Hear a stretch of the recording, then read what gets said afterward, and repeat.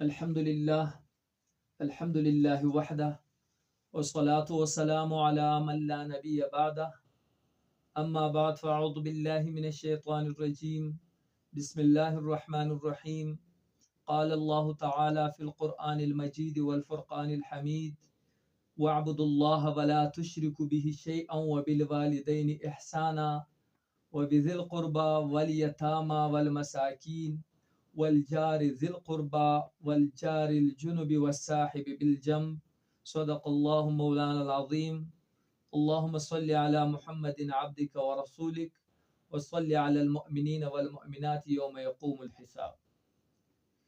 سورۃ النساء کے ایک آیت کی روشنی میں مختلف طبقات زندگی سے تعلق رکھنے والے لوگوں کے حقوق کا تذکرہ ہو رہا ہے. والدین کے حقوق، رشتہ داروں کے حقوق، اس طرح دیگر حقوق کی بات ہوئی ہے اور اس کی تفصیل ہم بیان کر چکے ہیں. آج آیت کے اس حصے میں اللہ تبارک و تعالی ہمسایوں کے حقوق کا بیان فرما رہے ہیں. اس سے قبل کہ ہم آیت کا ترجمہ اور تشریح کریں، چند روایات کا تذکرہ کریں گے. حضرت عائشہ رضی اللہ تعالی عنہ بیان فرماتی ہے کہ رسول اللہ صلی اللہ علیہ وآلہ وسلم نے فرمایا کہ جبریل مجھے ہمسایہ کے حقوق کے بارے میں برابر وصیت کرتے رہے، یہاں تک کہ مجھے خیال ہوا کہ وہ اسے ترکے کا وارث بھی بنا دے گی. اس حدیث پاک میں جو انداز بیان اختیار کیا گیا ہے، اس سے واضح ہو جاتا ہے کہ اسلام میں ہمسایہ کے حقوق پر بہت زیادہ زور دیا گیا ہے.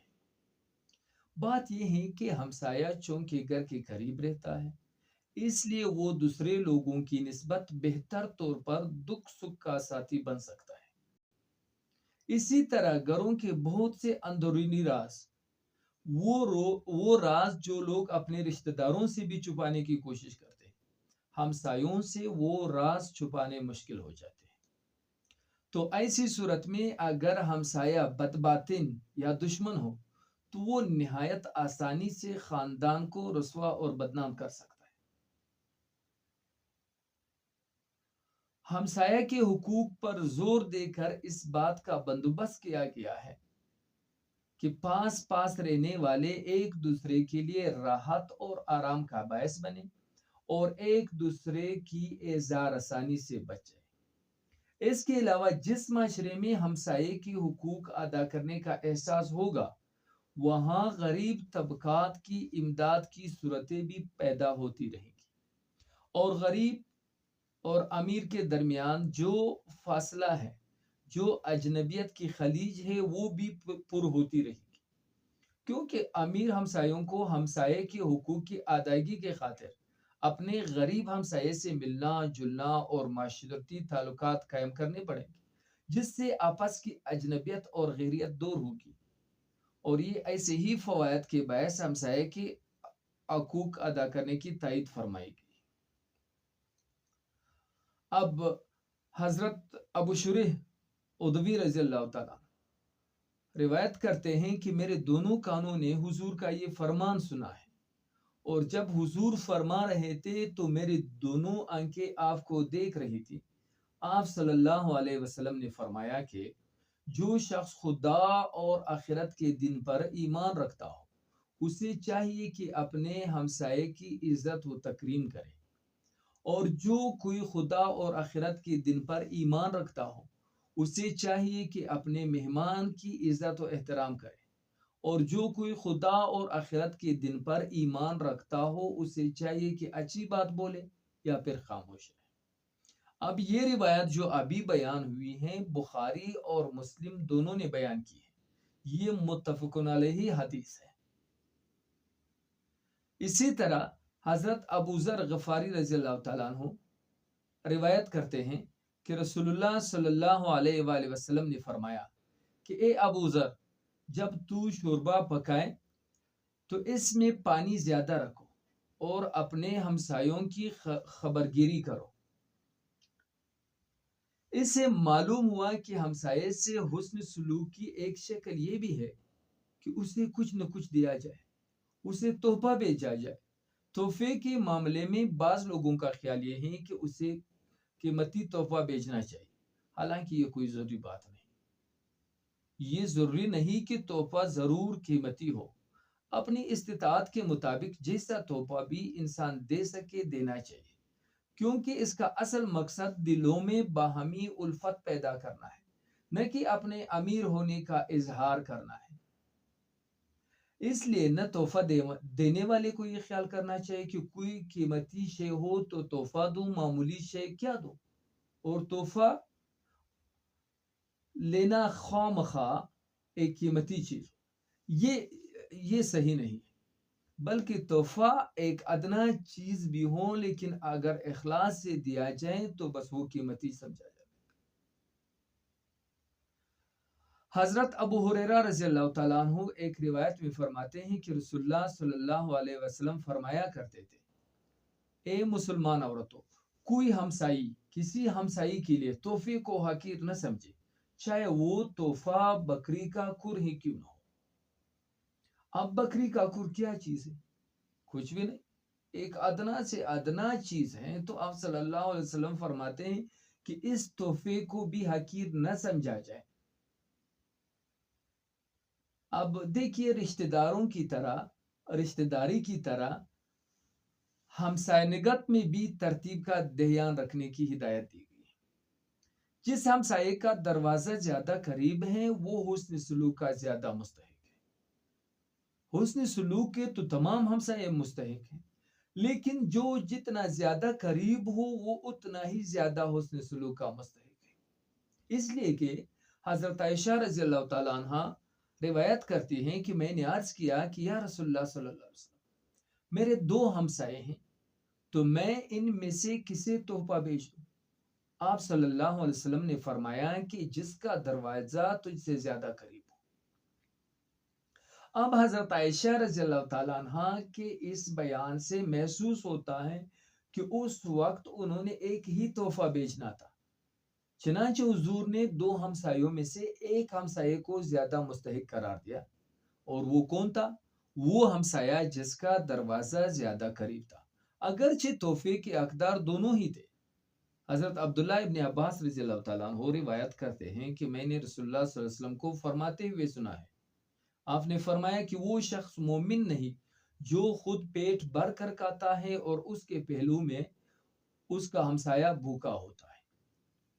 ایک اور روایت میں آپ صلی اللہ علیہ وسلم نے فرمایا، ہمسایہ کے حقوق کا تذکرہ کیا ہے اس حدیث میں کہ آپ صلی اللہ علیہ وسلم نے فرمایا کہ ہمسایہ کا حق یہ ہے کہ اگر وہ بیمار ہو تو اس کی عیادت کرے، اگر وہ انتقال کر جائے تو اس کے جنازے کے ساتھ جائے، اور اگر وہ تجھ سے قرض مانگے تو اسے استطاعت کے مطابق قرض دے، اور اگر وہ کوئی برا کام کر بیٹھے تو اس کی پردہ پوشی کرے، اور اگر اسے کوئی نعمت ملے تو اسے مبارکباد دے، اور اگر اسے کوئی مصیبت پہنچے تو تم اس کو تسلی اور دلاسا دے، اور تو اپنی عمارت اس کی عمارت سے اس طرح بلند نہ کرے کہ اس کے گھر کی ہوا بند ہو جائے، اور تو اپنی ہنڈیا کی مہک سے اسے اذیت میں نہ ڈالے، الا یہ کہ اس میں سے تھوڑا سا کچھ اس کے گھر بھی بھیج دے۔ اب اس روایت میں باقی باتیں تو واضح ہیں۔ ہانڈی کی مہک، اس سے کیا مطلب ہے؟ ہنڈیا کی مہک سے اذیت دینے کا مطلب یہ ہے کہ اگر تیرے گھر میں کوئی اچھا کھانا پک رہا ہو تو کوشش کرو کہ اس کی مہک ہمسائے کے گھر نہ پہنچے۔ ایسے نہ ہو کہ اسے غم ہو کہ وہ ایسا اچھا کھانا کھانے کی استطاعت نہیں رکھتا۔ ہاں، البتہ اگر تو ایسا کرے کہ جو اچھی چیز پکائے اس میں سے ہمسائے کو بھی تحفہ بھیجے تو پھر کوئی حرج نہیں۔ اگر اس کی خوشبو ہمسائے تک پہنچ جائے اور ہمسائے میں یہ سکت نہ ہو کہ وہ بھی آپ جیسا سالن بنائے تو حضور کے اس فرمان کی روح سے یہ عمل بھی غلط ہے۔ تو اس فرمان سے در حقیقت مراد یہ ہے کہ ہر طرح سے ہمسائے کی خاطرداری کی جائے، اسے آرام پہنچائی جائے، اس کی امداد کی جائے، اس کی دکھ سکھ میں شرکت کی جائے، اور اس بات کا خیال رکھا جائے کہ ہمارے کسی حرکت سے اسے اپنے محرومی کا احساس نہ ہو۔ کیونکہ حضرت عبداللہ ابن عمر رضی اللہ تعالیٰ عنہما روایت کرتے ہیں کہ رسول اللہ صلی اللہ علیہ وسلم نے فرمایا کہ اللہ کے ہاں بہترین دوست وہ لوگ ہیں جو اپنے دوستوں کے لیے بہترین ہیں، اور اللہ کے ہاں بہترین ہمسائے وہ ہیں جو اپنے ہمسایوں کے لیے بہترین ہوں۔ ہمسایوں کے 3 اقسام ہیں، جیسے کہ ایک روایت میں حضرت جابر رضی اللہ تعالیٰ عنہ بیان کرتے ہیں کہ رسول اللہ صلی اللہ علیہ وسلم نے فرمایا کہ ہمسائے کے 3 قسم ہوتے ہیں۔ ایک وہ ہمسایہ جس سے صرف ایک حق حاصل ہے، اور وہ حق کے لحاظ سے سب سے کم درجے کا ہمسایہ ہے۔ دوسرا وہ ہمسایہ ہے جسے 2 حق حاصل ہیں، اور تیسرا وہ ہمسایہ جسے 3 حقوق حاصل ہیں۔ اب جس ہمسائے کو ایک حق حاصل ہے وہ مشرک ہمسایہ ہے، جس کے ساتھ کوئی رشتہ داری بھی نہ ہو، اسے حق ہمسایہ گت حاصل ہے۔ اور 2 حق والا ہمسایہ وہ ہیں جو مسلمان ہمسایہ ہے، اسے ایک حق تو مسلمان ہونے کے باعث حاصل ہے، اور دوسرا حق ہمسایہ ہونے کے باعث۔ اور 3 حقوق والا ہمسایہ وہ مسلمان ہمسایہ ہیں جو ساتھ ہی رشتہ دار بھی ہو، اسے ایک حق مسلمان ہونے کے باعث حاصل ہے، دوسرا ہمسایہ ہونے کے باعث، اور تیسرا رشتہ دار ہونے کے باعث حاصل ہے۔ تو حاصل یہ نکلا اس کے روایت کے روح سے کہ ہمسایوں کے 3 اقسام ہیں۔ ان 3 اقسام میں سے وہ ہمسایہ جو مسلمان بھی نہ ہو، رشتہ دار بھی نہ ہو، لیکن ہمسایہ ہے، اس کا بھی حق بنتا ہے کہ آپ اس کے ہمسایہ نگت کا خیال رکھیں۔ اور اس حدیث سے یہ بات بھی واضح ہو جاتا ہے کہ ہمسائے کے ساتھ جتنا تعلق زیادہ گہرا ہوگا اتنے ہی اس کے حقوق زیادہ ہوں گے۔ جو شخص ہمسایہ ہونے کے علاوہ مسلمان بھی ہو اور رشتہ دار بھی ہو، اس کے حقوق سب سے زیادہ ہیں۔ جو ہمسایہ مسلمان ہو، اس کے حقوق اول ذکر سے کم ہوں گے، مگر غیر مسلم ہمسائے سے زیادہ ہوں گے۔ اور جو ہمسایہ غیر مسلم ہوگا اسے بھی حق ہمسایہ نگت ضرور حاصل ہوگا۔ بیان کرتے ہیں کہ حضرت عبداللہ بن عمر رضی اللہ تعالیٰ عنہ کہ گھر والوں نے ایک بکری ذبح کی۔ جب وہ تشریف لائے تو فرمایا کہ کیا تم لوگوں نے ہمارے یہودی ہمسائے کو گوشت کا تحفہ بھیجا ہے؟ کیا تم لوگوں نے ہمارے یہودی ہمسائے کو گوشت کا تحفہ بھیجا ہے؟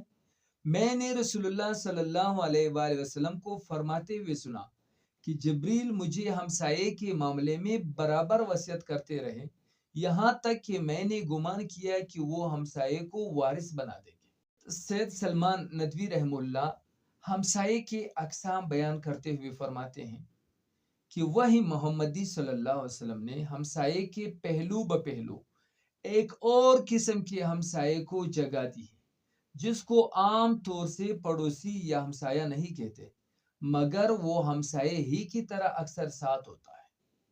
جیسے ایک سفر کے 2 رفیق، ایک مدرسے کے 2 طالب علم، ایک کارخانے کے 2 ملازم، ایک استاد کے 2 شاگرد، ایک دکان کے 2 شریک، یہ بھی در حقیقت ایک طرح کی ہمسایہ نگت ہے، اور اس کا دوسرا نام رفاقت اور صحبت ہے۔ سورۃ النساء کی آیت 36 جو شروع میں تلاوت کی گئی، اس میں اللہ تبارک و تعالیٰ فرماتے ہیں وَالْجَارِ ذِي الْقُرْبَى وَالْجَارِ الْجُنُبِ وَالصَّاحِبِ بِالْجَنبِ، اور اللہ تعالیٰ ہمسایہ قریب اور ہمسایہ بیگانہ اور پہلو کے ساتھی کے ساتھ نیکی کرنے کا حکم دیتا ہے۔ یہاں 3 لوگوں کا تذکرہ کیا گیا ہے: ہمسایہ قریب، ہمسایہ بیگانہ اور پہلو کا ساتھی۔ ہمسایہ قریب اور ہمسایہ بیگانہ کے بارے میں سید سلمان ندوی رحمہ اللہ فرماتے ہیں اس قریب اور بیگانہ کے معنوں میں اہل تفسیر نے اختلاف کیا ہے۔ ایک کہتا ہے کہ قریب کے معنی رشتہ دار و عزیز، اور بیگانہ کے معنی غیر اور اجنبی کے ہیں۔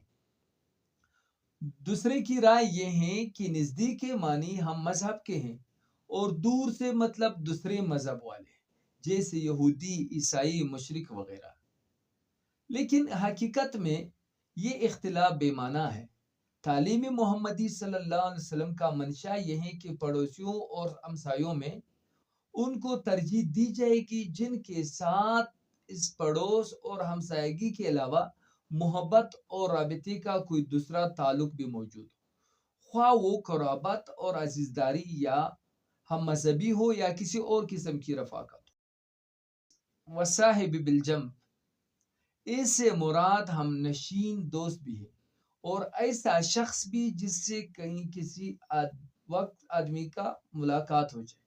مثلا آپ بازار میں جا رہے ہیں اور کوئی شخص آپ کے ساتھ راستے میں چل رہا ہو، یا آپ کسی دکان پر سودا خرید رہے ہو اور کوئی دوسرا خریدار بھی آپ کے پاس بیٹھا ہو، یا سفر کے دوران کوئی شخص آپ کا ہمسفر ہو۔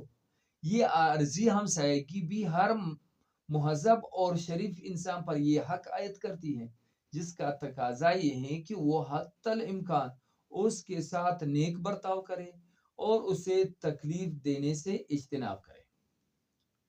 یہاں تک تو وہ باتیں ہو رہی ہیں جس میں ہمسایہ کے ساتھ حسنی سلوک کی فضیلت بیان کی گئی۔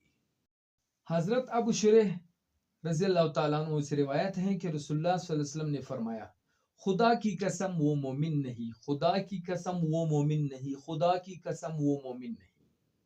3 مرتبہ اللہ کے رسول صلی اللہ علیہ وآلہ وسلم قسم اٹھا کر فرماتے ہیں کہ وہ شخص مومن نہیں۔ صحابہ کرام نے عرض کیا کہ یا رسول اللہ کون مومن نہیں؟ آپ صلی اللہ علیہ وسلم نے فرمایا کہ وہ جس کا ہمسایہ اس کی ضرر رسانیوں سے محفوظ نہ ہو۔ حضرت ابو ہریرہ رضی اللہ تعالیٰ عنہ فرماتے ہیں کہ ایک شخص نے عرض کیا کہ یا رسول اللہ صلی اللہ علیہ وسلم، فلان عورت نماز، روزے اور خیرات کی کثرت کا بہت چرچا ہے، مگر وہ اپنی زبان سے اپنے ہمسایوں کو اذیت دیتی ہے۔ آپ صلی اللہ علیہ وسلم نے فرمایا کہ وہ آگ میں جائے گی۔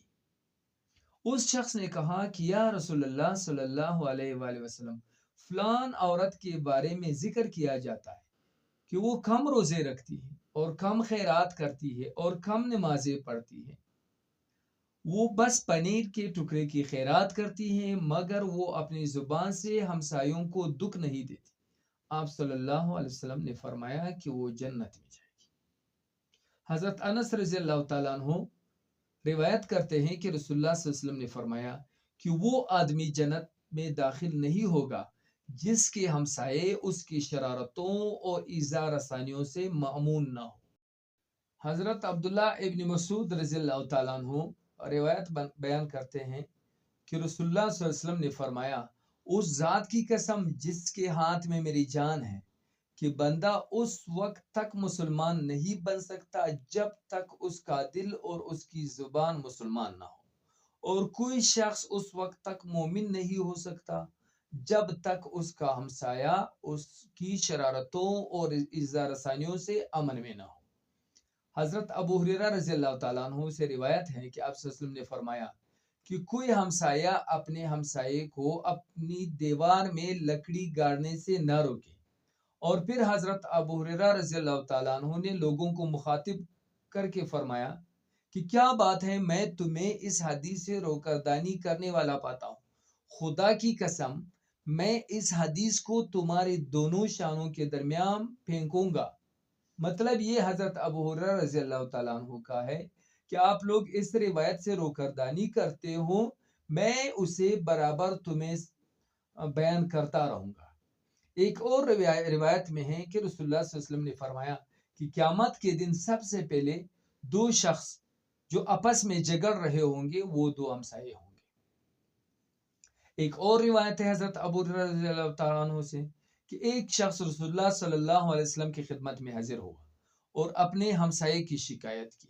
حضور صلی اللہ علیہ وسلم نے فرمایا کہ جاؤ اور صبر کرو۔